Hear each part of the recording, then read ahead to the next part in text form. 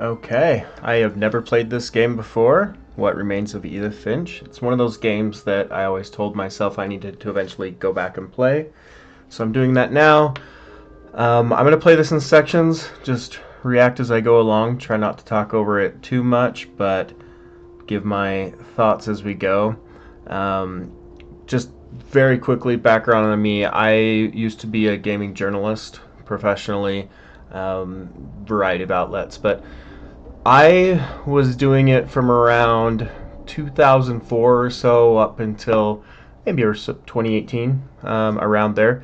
So I kind of really went through the whole question of our game's art, and there were a lot of serious discussions around that, lots of discourse, and I don't know if that's been properly answered. I think it's more accepted as a valid art form, especially as game narratives have increased in their quality and in their depth and gameplay mechanics. You know, I was there for when BioShock pulled off something that was really unique that could really only be done in the video game medium. So I don't know a whole lot about this game. I just heard it hailed as a very beautiful game.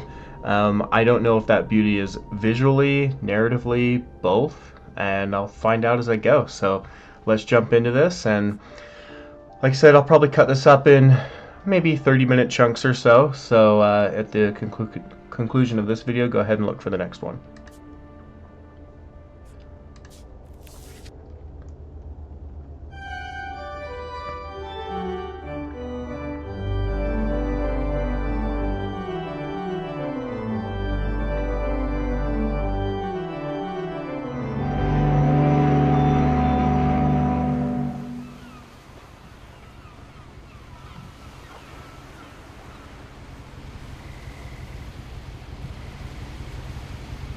I've actually ridden the Puget Sound ferry, and it's gorgeous out there.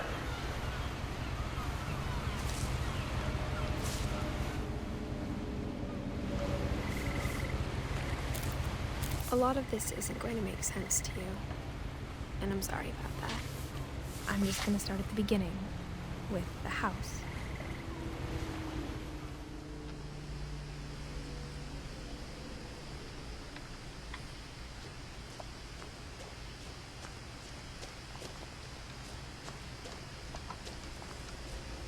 I lived here until I was 11, but I wasn't allowed inside half the rooms.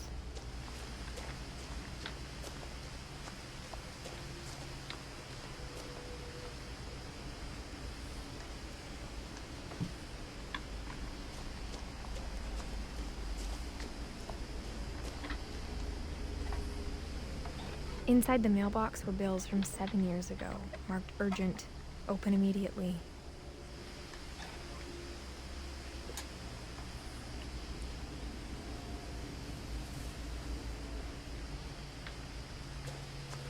I hadn't been back since my brother Lewis's funeral.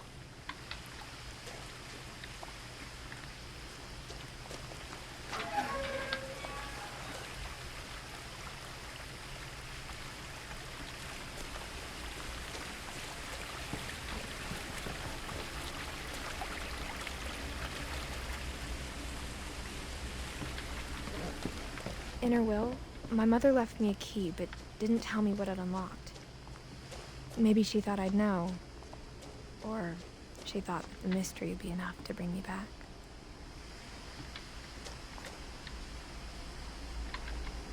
Given the choice, I always take the high road. Sound quality is fantastic. I am loving this atmosphere.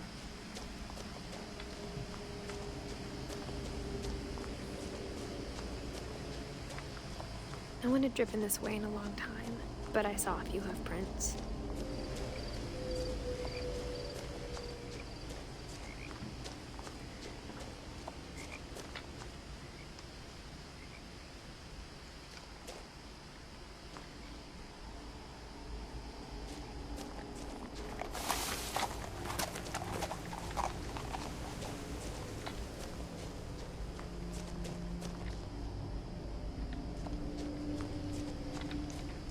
The truth is, even after I inherited the house, I never thought I'd come back to it.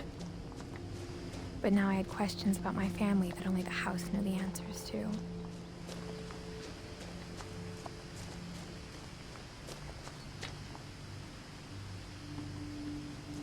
The house was exactly like I remembered it, the way I'd been dreaming about it.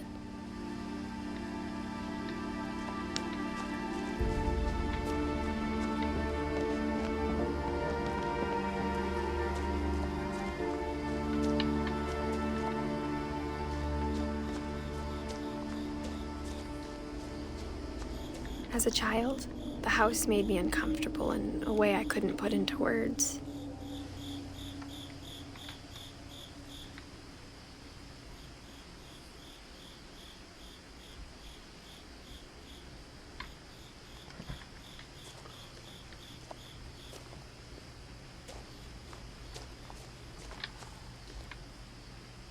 Oh.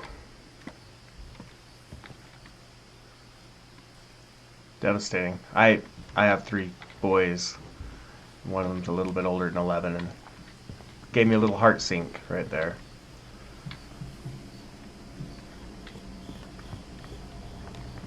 Now, as a 17-year-old, I knew exactly what those words were.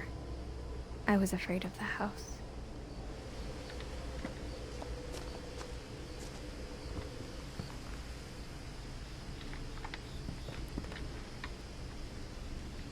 Sorry, I can feel the narrative just drive me to the front door and everything, but I guess the old school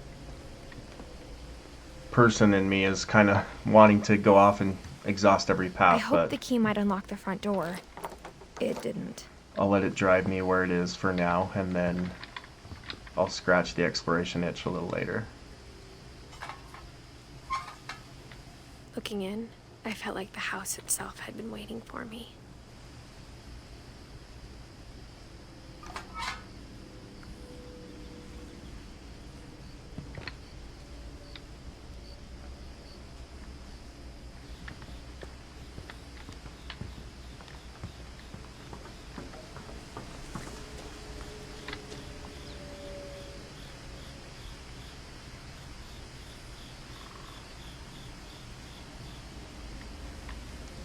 Beautiful.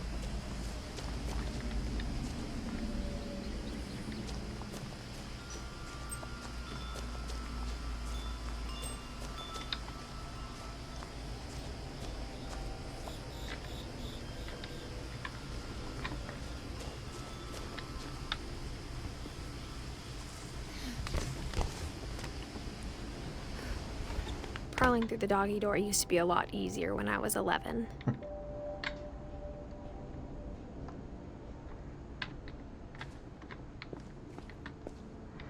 Remember doing that for the neighbors one time when I was a little younger. I think I was like 9, having to crawl through a doggy door because they accidentally locked themselves in the house. Outside of the house, not into the house.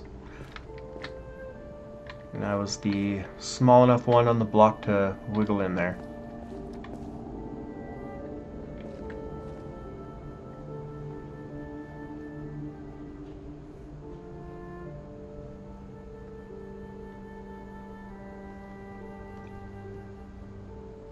And you can almost smell the dusty, musty room here.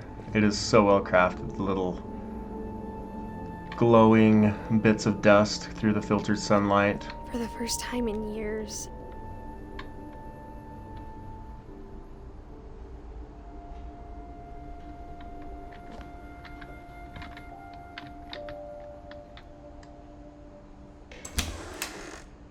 I felt like I was home.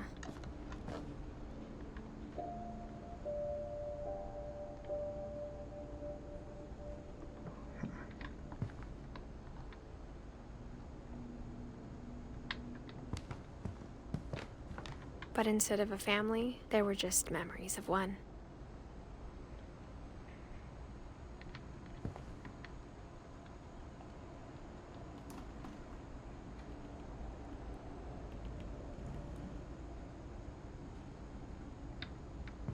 That is such a late 90s fridge.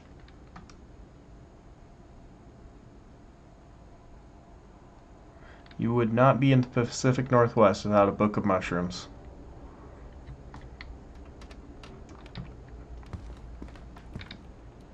Like how only one restaurant would deliver to our house, so we had Chinese a lot.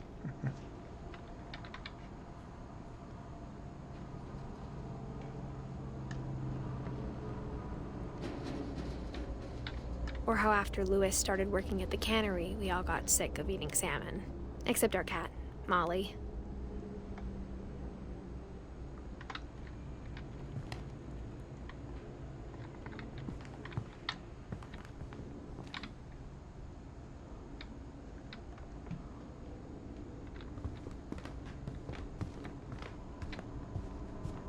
The table was still a wreck from the night we left. It was like a bomb had gone off, killing everyone but sparing the furniture.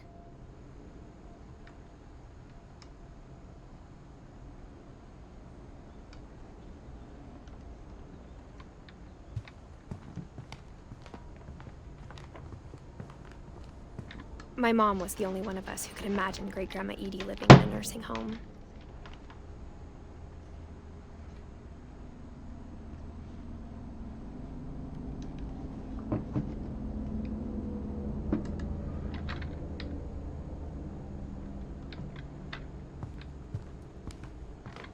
There's just so much to look at. It is so finely detailed. It looks so lived in.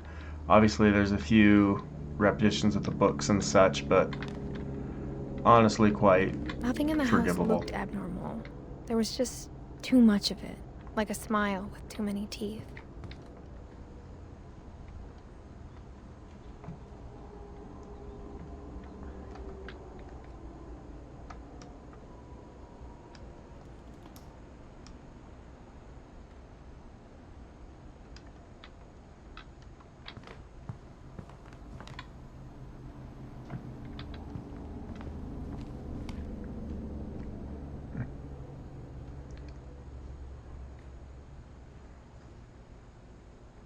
As a professional photographer, I'm drawn to the photographs a bit.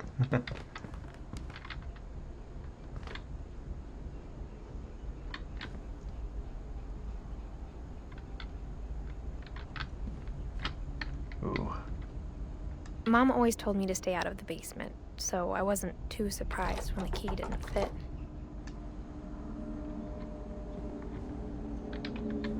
Oh, we'll see.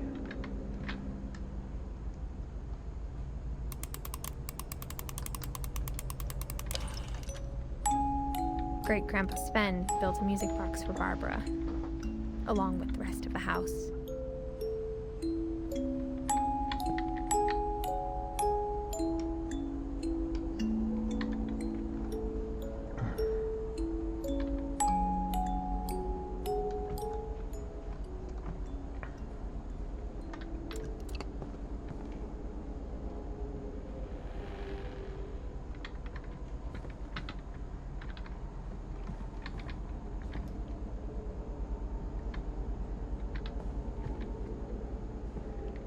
My mom wasn't much of an optimist, but she never stopped believing that my brother Milton was alive.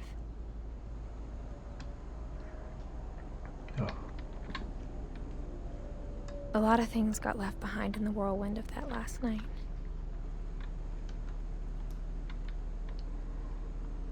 This is weird. It's been sealed up with that expanding foam stuff.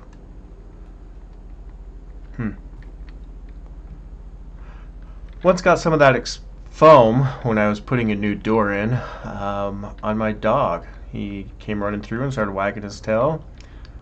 Well, that stuff doesn't just wipe right off, and it took quite some time for him to have a normal looking tail again. After Milton disappeared, Mom sealed up all the bedrooms. Then Edie retaliated and drilled peepholes. Okay. Mom lost it. Understandable.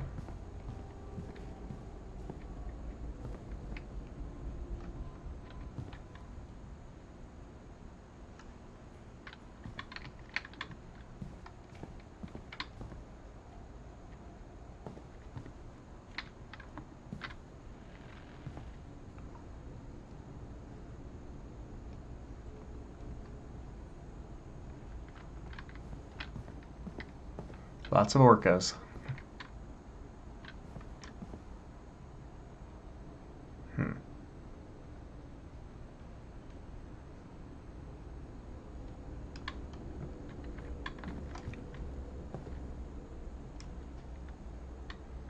I just caught myself actually leaning closer to my monitor like it was going to help me see better.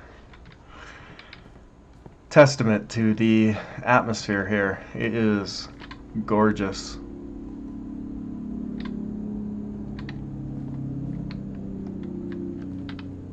I spent a lot of time playing in Great Uncle Walter's room. I think my mom sometimes regretted not sealing it up. Lewis told me there were secret passages, but I never believed him.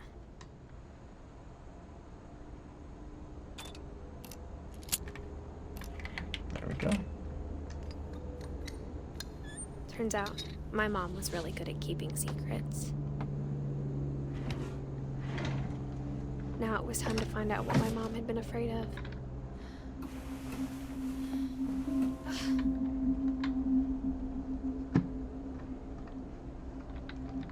From the paintings on the wall, it was clear my brother Milton had been here before me.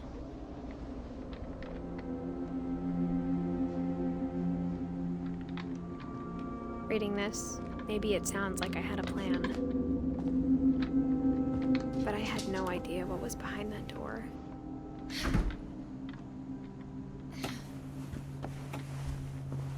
Just like I had no idea where all this was gonna lead.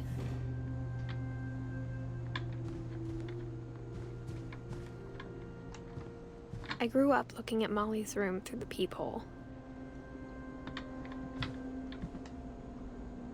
Molly's gerbil had a tiny bedroom with its own even tinier gerbil cage.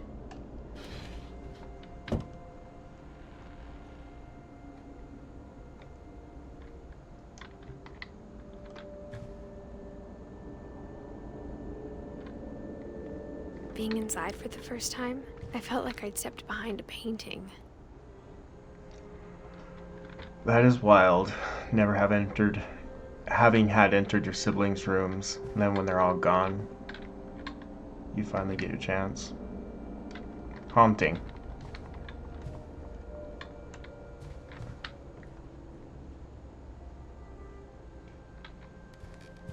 I got the sense Edie had spent a lot of time here, before my mom sealed the doors.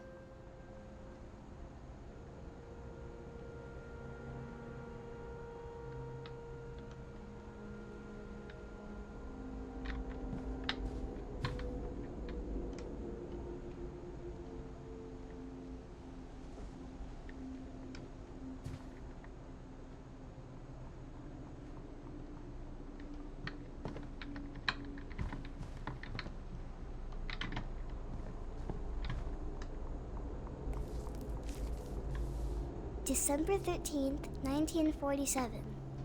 Dear Diary, I'll be gone soon, but I wanted to tell somebody about what's gonna happen. It started when Mom sent me to bed without dinner. I woke up and I was starving, so I looked around for something to eat.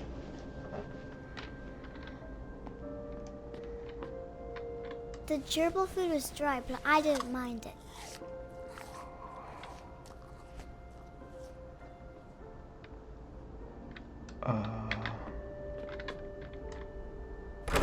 Mom, can I come out now?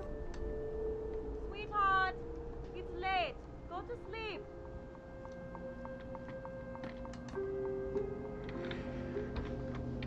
You can see spots on her hands like she's sick, or I don't know, it could be fleas, mosquitoes, it's the Northwest, but notice that immediately.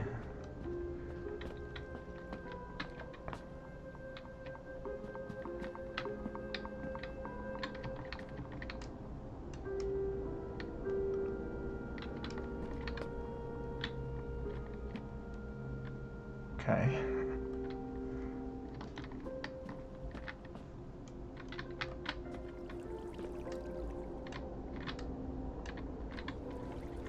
I thought about eating Christopher, but I held back.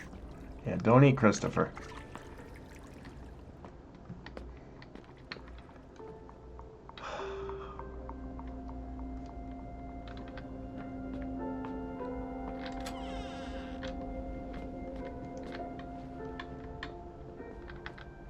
I kept eating and eating.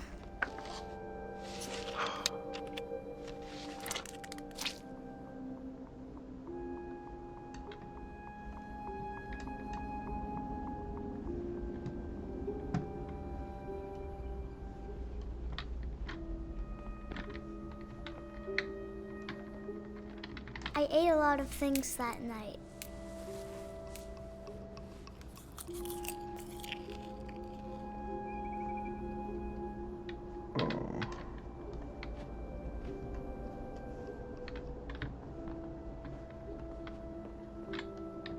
Then I heard chirping outside my window. It was a barn swallow going back to her nest. I reached out for her.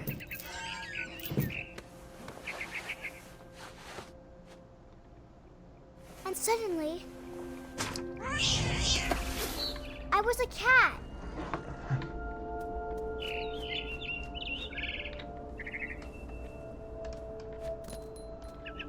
I tried to be quiet, but the bird was really scared. She's got a bell.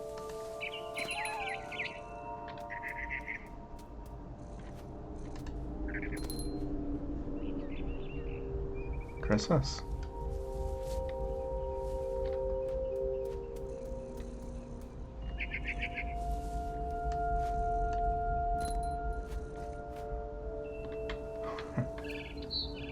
Every kid from my generation put a frisbee on the roof. Mom and Dad didn't even look at me.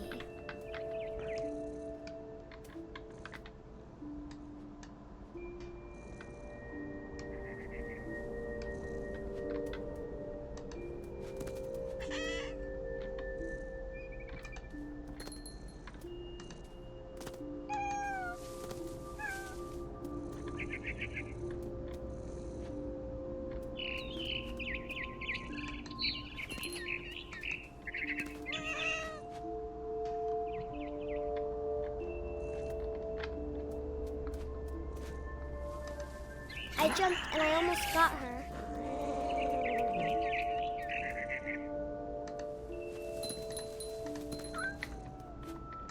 I could tell she was getting really tired.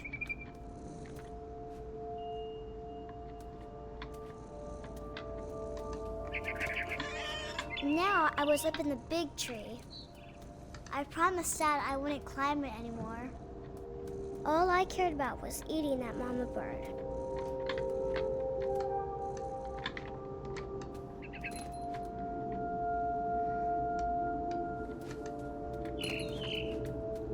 I gobbled her up. And suddenly, I was an owl. First, all I heard was the wind. Then I heard little teeth nibbling in the grass.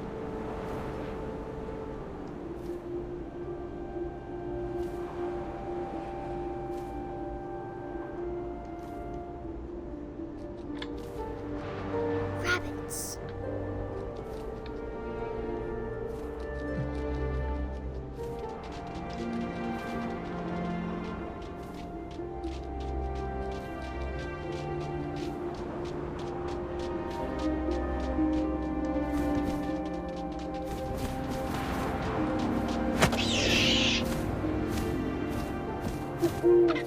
I imagined his face looking up and seeing mine through my talons. I swallowed him up, and I didn't chew one bit. Then I flew off to find something bigger.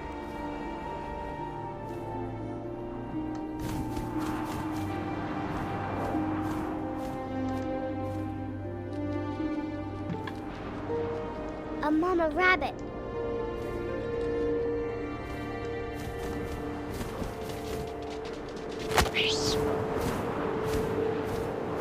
She was almost too big to carry. I started choking, but I couldn't stop eating. And suddenly, I was a shark.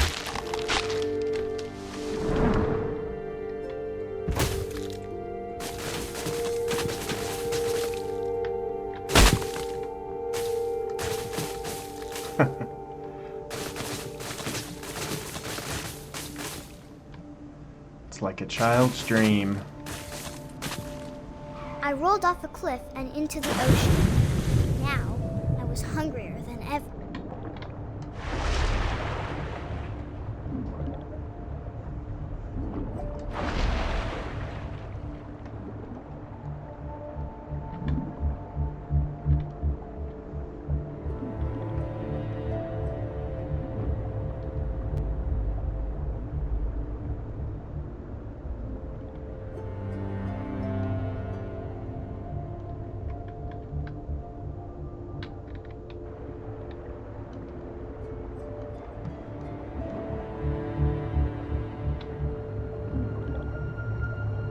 Uh-oh. I wanted fat, juicy seals. How do you get away from me? I'm a shark. There we go.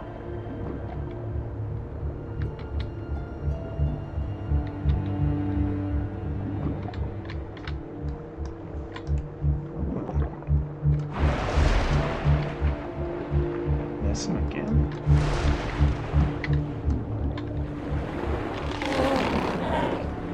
I tore off her flipper, and it tasted really good.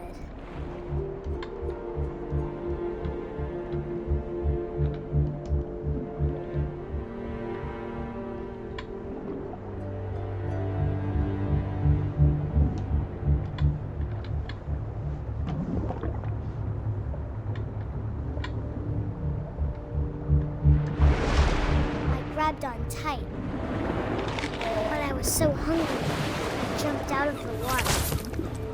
When I opened my eyes, everything had changed.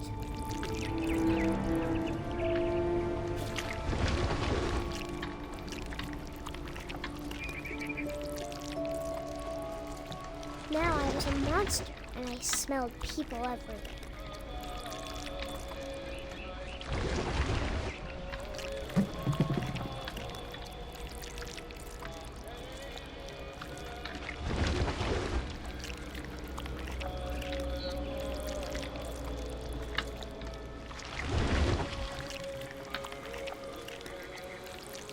I was big, but I moved real quiet. Oh.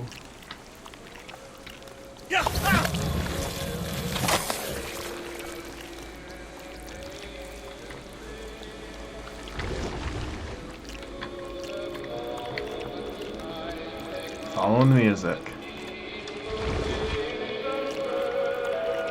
I wanted to stop, but also I didn't.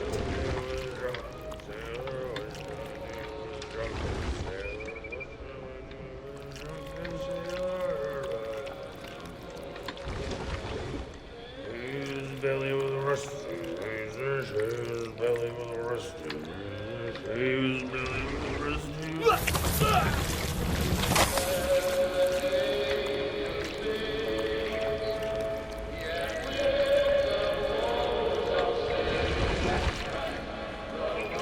Looks like I have to go around.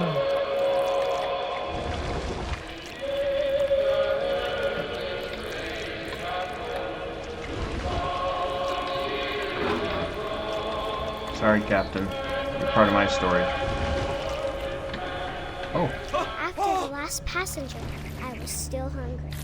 And across the water, I smelled something new. Something I had to have, so I swam towards it.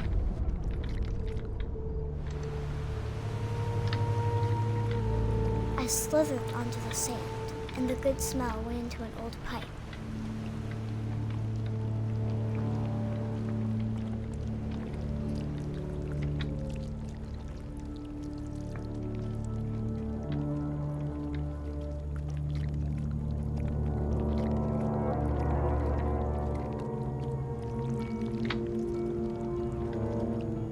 I got closer and closer. oh no.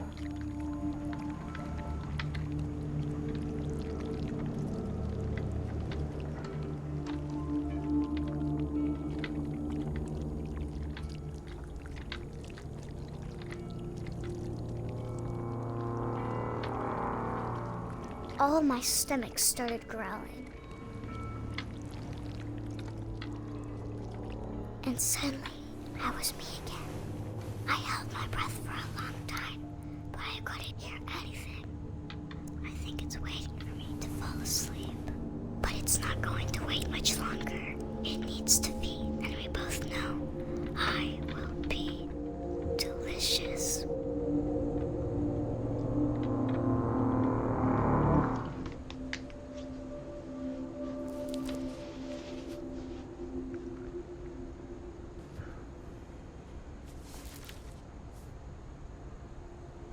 I'm not sure if I believed all of that, but I'm sure Edie would have.